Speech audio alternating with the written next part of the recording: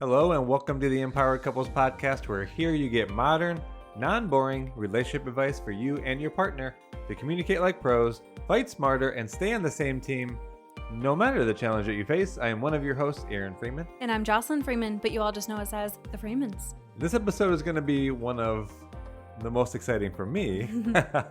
This is how your psychology helps or hinders your marriage, which is really going to be going into perception and memory biases that we have. Now, don't worry, we're not going to overwhelm you with psychological terms. We could totally go all out with you guys. However, we're going to make sure that the principles we go into, you see the practical application. You see how this shows up in your relationship, because that's really what is key, is that you can recognize how these are helping or hindering your marriage. Because if you think about it, in order to understand our behavior, our choices, our feelings within the marriage, we have to understand how the mind works as a whole, right? Like just what we understand about how psychology works, but then also understand ourselves. How does my mind work? Right? Because so as we go into these principles, you might be like, oh gosh, that one, I'm really not doing great with that one, and we all have our moments. So we really hope you enjoy today's episode. Because here's the main takeaway. It's not that you remember any of the terms that we say, because if we were just to have the podcast right at this level and say you shouldn't trust the way that you perceive or how you remember things, then you could be like, okay, sure, that's a good idea. And then you leave and then you do the same thing that you do anytime something comes up.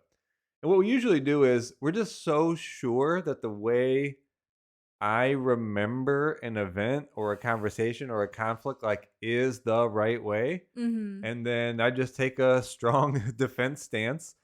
And that's a lot of times what causes the ping pong, which I think you've been saying a lot more, like to couples on sessions. Let's not do this ping pong, right? Because that's where this ping pong, I think, starts, is just taking this hard stance. No, this is how it went. Or this is what I think. This is what I believe. This is how it should go. Yeah. So the goal here for me, well, it's going to be fun for me to lay some of these things out, but not for you to remember the terms, but by the end of it to think to yourself, yeah, that's true. I shouldn't be counting on what I think in this moment or any moment is exactly accurate. And if that can give you a little bit of opening, that maybe my partner has something in their perspective, and maybe I don't need to be as strong with rigid in the way that I saw it. Maybe you could loosen up. That's the main goal here today. Yeah. So before we go into some of these specifics that we know you'll find fascinating, we need to define perception. Someone had actually posted this on one of our sliders saying, can you define perception? Because we refer to that a lot in our posts. We'll say, you may have things to clean up in the way you perceive each other. So Aaron, you want to give us a quick definition for that? You gave us the jumping off point, which is how we give meaning to our environment. Yeah. So it's our interpretation. That should be your takeaway. Perception is how we give meaning to our environment. My part of this, which adds a layer, is actually that perception is how we are taking in knowledge that has been gathered in the past, and then we interpret it based on this input. So you actually have like stimulus coming in from your external. And then what happens is this point in which it's called your executive attention network, but your high level cognition then takes over and then relates to what you're sort of viewing in your visual or sensory or even auditory environment. It's like, if you think about that, all that stuff comes in and there's like no meaning to it, right? It's just information. Inputs, just information. But then your mind, your perception comes over the top of it and then relates it to, do I recognize what this object is? Do I know what this is? And then this is called a schema. So you start to build these fundamental building blocks of how you relate and store information. So more easily, it's like you have a schema for a rose. But it's not just that simple, because you also have a schema for like a flower. And then so a rose falls into the categorization of a flower. And then Then once you have schema, you start to build in scripts. So you start to like put things in series because like, Mhm. oh, there's a flower, but this is a rose.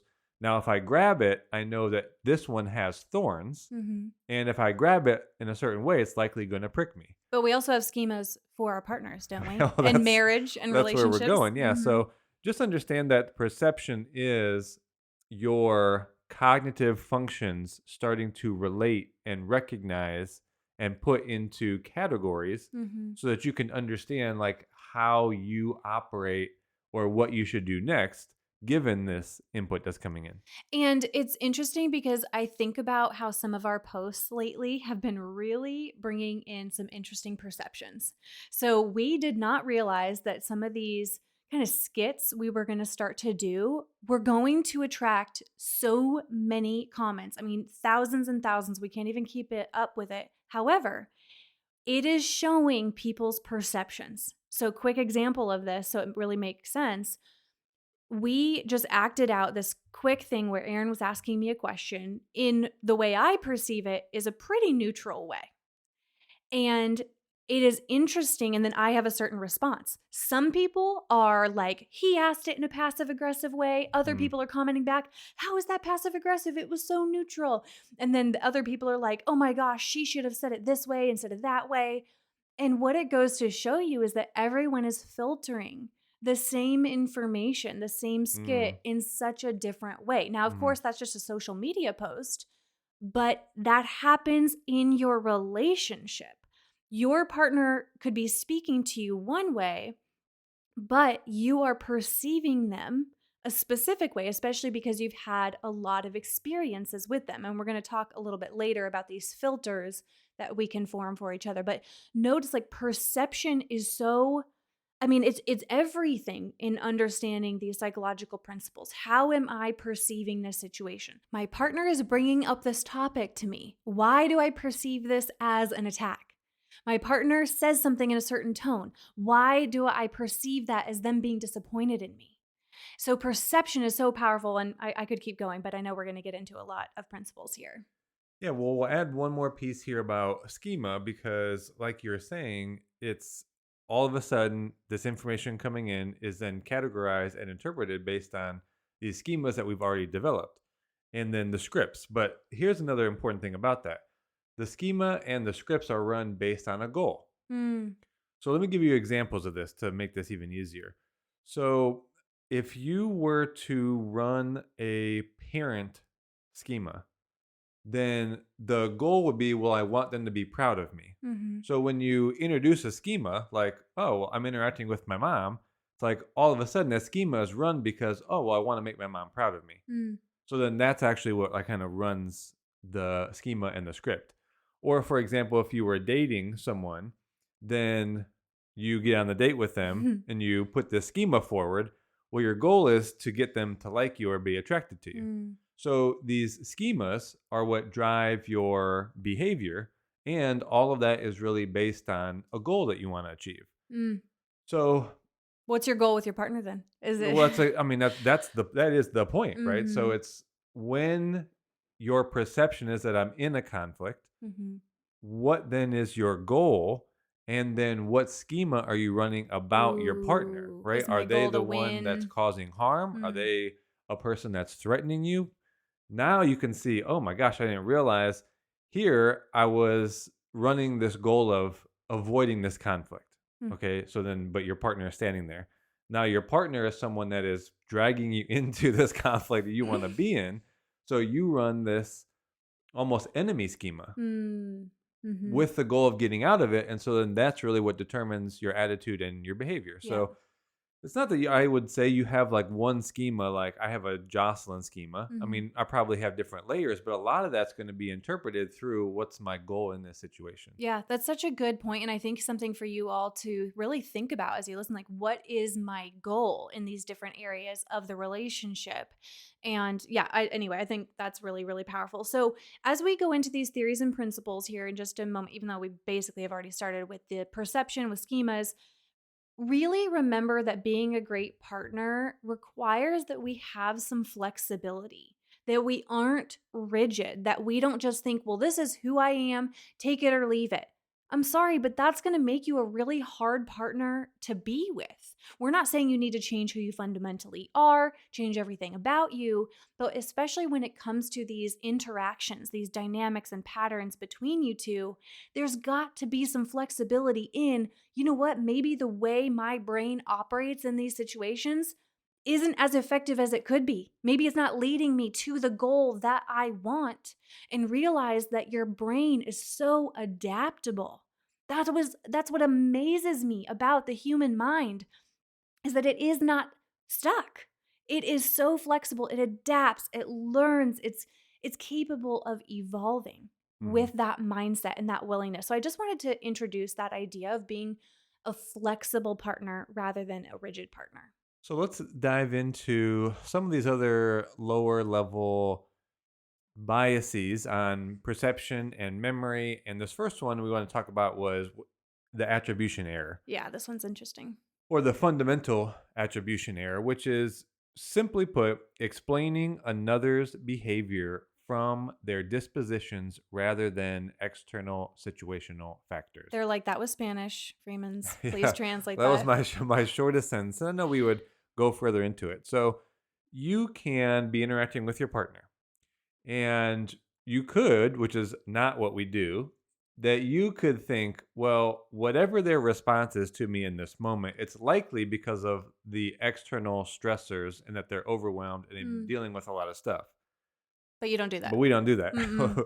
We attribute it to their disposition, their They're personality, so this cranky. They're so short. They're so they're rude. just mean, they're just disrespectful. So Mhm. attribution means that we're making sort of inferences about that person, Mhm. their attributes. But are these coming from internal characteristics and traits, or are these external factors that are just influencing their current behavior? Now, the problem is that attribution error is we do the opposite for ourselves. It's like we let ourselves off the hook because, oh, I have so much going on, Mhm. and it's okay that I reacted and responded this way. Mhm. But for everyone else outside of ourselves, this attribution error, and it's error for a reason, is that we say that it's someone's traits or their disposition that's the real problem and not some of the situations or external stresses. And just really think about how that shows up in your relationship, right? So when your partner is being a certain way, their attitude is, coming off a certain way, do you assume that it is about something they are facing, the circumstances in their lives, how they're doing that day? Or do you start to attribute these negative traits? Because then you'll see in a later principle that we go into, you start to gain more and more evidence for that too, if that's what you're paying attention to. Well, might as well bring that one to the forefront. Okay, I guess I'll go right into that one because they'll be interconnected. Now, the thing with the mind is that it doesn't stay very objective, right? So the mind is not like, oh my gosh, I woke up, it's a whole new day. Let me see what is possible with my partner and in my home.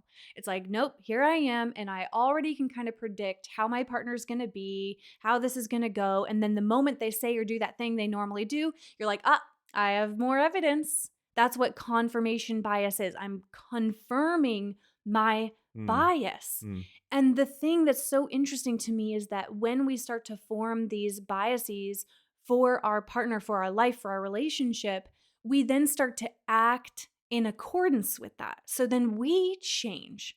And a lot mm. of times we're not changing for the better, right? We're reacting in a negative sense to it. And it almost creates this self fulfilling prophecy. And I see that so often. And that's why we talk so often to couples about, you have to course correct quickly because otherwise this snowballs and snowballs. And suddenly you have this really negative perception of each other and you only gain more truth, more evidence. Up there it is again. And then it feels so real to you, you can't even see them for all of who they are. Mhm. You don't see the positive traits, the positive things that they're doing because you've got so much evidence with that confirmation bias. Well, let me just throw in there. There's two things that speaks to the other point we were going to make on mood dependent memory, which we have talked about briefly in other episodes. But exactly what you're saying, that's going to change your attitude towards your partner. And then your attitude actually really drives the memories that you then recall. So this is called mood dependent memory. So in short, When you're in a positive mood, let's say, then you naturally recall more positive memories. And then the opposite's true. When you're in a more negative mood, you recall more negative memories. Mm-hmm. And this would be about your partner as well. So it's not, and this is, I know this happens for so many of us. I mean, if you're fresh out of a conflict and you're in a Oh boy. negative Every blow up the attitude, world, I mean, literally, catastrophize this is everything. why you just bring up the entire past of Mm-hmm. your 10 years together from Why the are we talking very about 7 beginning. years And ago? you're like, what does this have to do with anything? It just, the state you're in, the emotional state you're in, really plays a big piece into then which memories get recalled. Mm-hmm. So I want to do that one quick since we had talked about it. On the confirmation bias, there's another piece I had thought of, which is actually consistency bias, which as you're starting to find evidence and confirm these other things, we also have a tendency to stay on that track, even if new information is brought forward that is different or contrasting to this belief or this path that we set on. Mm-hmm. Because no one likes to be seen, even to themselves, as like a flake or changing your mind. So that's the key thing. Like once you make a decision, then I don't know the particular like neuroscience behind this, but we stay consistent with whatever belief, whatever path we've adopted, however, how much confirmation bias we've already added, the attitude we're in, and all the mood dependent memory we brought forward, we just are going to stick to that. Mm-hmm. Even if, and this is why it's so hard to like fight with a partner and get them to see your way. They've already chosen a path. So whatever new information logically is brought forward, we're just so resistant Unless to you change choose the course Mm-hmm. that we've gone down because of then we just like to stay consistent. Unless you choose to take on what I said earlier about having more of that flexibility and going, okay, I'm aware that I see this a certain way and that I feel that this is very true. Like let's say you're trying to make a decision together. And so you're pulling from all of your memory, all of your biases, all of your perceptions of things that formed since you were a child, teen, adult years. Okay, but how can I be a little bit flexible with this? How can I incorporate new information into my brain and start to see things from another angle? So again, that flexibility is possible. I don't want you to hear Aaron and Yeah. think, well, if he has his mind set and I have my thought this way, then there's just no resolution. Only if you Well, I stay wasn't, yeah. And so what I rigid. was getting to on that is I said logical specifically. Mm-hmm. Like this isn't, this isn't like empirical data. Mm-hmm. My opinion is that's why new logical information isn't going to work very well to influence your partner. You need emotional. You need the validation. That's why our 5R process works so well. If you take responsibility and understand how your action impacted your partner, I think that lowers the wall. Mm-hmm. I think once that happens, now you're way more receptive because the upset that you had has been understood. It's being like allowed, and then there's a level of responsibility. That's to me what gets you onto another path of then allowing new information to be brought in and accepted. Mm-hmm. But if I'm in an upset, I've chosen a path, like I'm staying on this path. And you all know this to be the case. Like you have brought facts to your conflicts, and it does not matter. That's why you have to address the emotional side first, even if it doesn't make sense, even if it's wrong. It's it's funny to say wrong.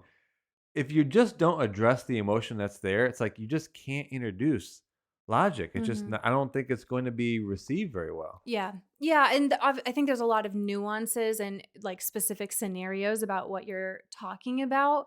I think that when it comes to trying to address differences, how you want to make decisions differently, because, you know, as couples, we all face big decisions. How are we going to spend our money versus how much are we going to save? How do we handle discipline with our kids? Oh, one of our family members is sick. Do we have them move in with us? How do we handle in-law situations? Do I take this job or not? I know I'm listing off a lot of decisions. And all of those are their own schemas with their own scripts based on your momentary goal that's probably subconscious. Yeah. And when we are in a session with a couple, we can see kind of where their psychology is in terms of how rigid are they in their thinking? Do they think that the way they think and where those thoughts come from are fact? Or can they go, okay, interesting. I see this is how I think, but I hear your point. Now, before we go to the next point, which might be the most powerful one for you, I do want to make sure that you realize with each of these that we brought up, they can help or hinder your relationship. Mm. And I know we've been talking a lot about the hindering. I forgot However, about the help. right, before I want you to realize like it doesn't have to hinder your relationship if you realize this is what's happening and choose to shift. And so I like to use this analogy when talking to couples about a train gaining momentum. Like it can feel when you've been in a hard season or you feel like you've been stuck in a certain cycle as a couple, it can feel like this train that is stuck. It's stationary. It's not moving. However, it really gains momentum. It takes some time, it takes a lot of effort for a train to get going. But once it does, it's like you can visualize a train in your mind, like it really gains speed and momentum. And that's what can happen if you realize, okay, this is what's happening. We've started to form these perceptions of each other, it's affecting our behavior. We've formed these attribution errors, as in we are blaming, each other's personality traits rather than the circumstances that we each have been facing. We have been forming all these confirmation biases. Okay, instead, let's change the momentum of the train for the better.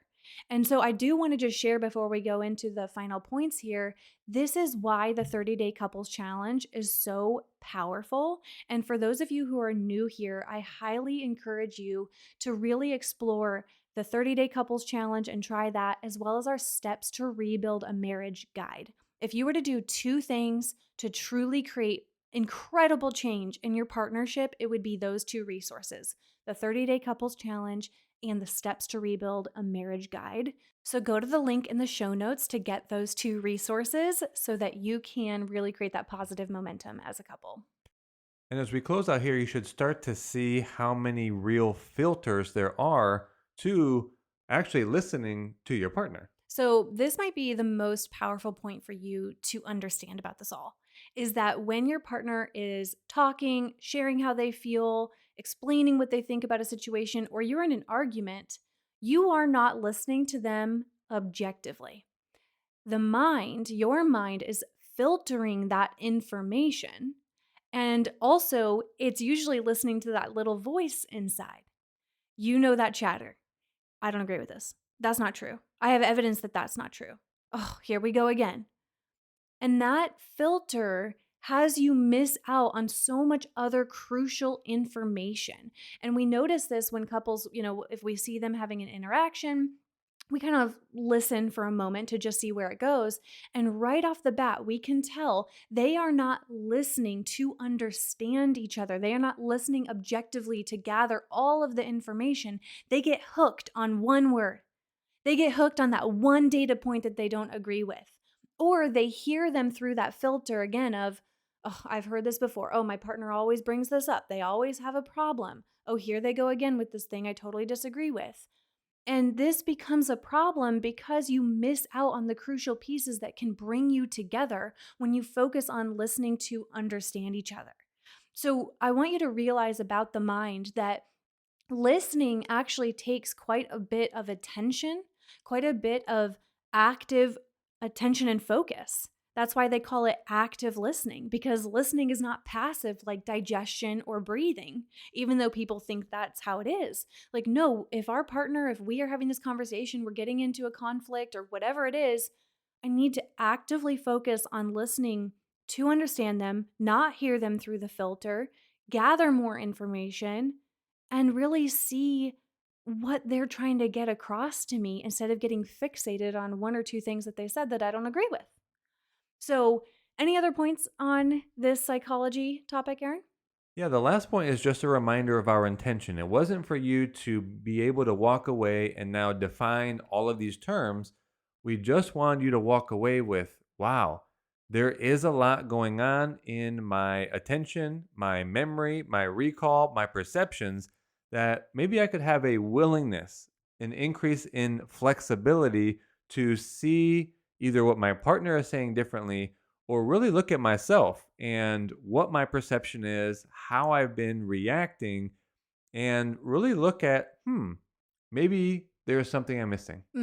Because with that, you can then create a positive change in your relationship. So, for those of you who are new here, we're so glad you're here. Make sure you hit the subscribe button so that you can hear past and future episodes. It also helps if you want to give us a rating. Hopefully, you feel like it's worthy of a 5-star rating. That really helps us a lot. And make sure you dive into our resources beyond just the episodes. As we said, a great place to start is with our 30-day couples challenge and the steps to rebuild a marriage guide. You can see those resources and all of them linked in the show notes. But we are so glad you were here, and we will talk to you on the next episode.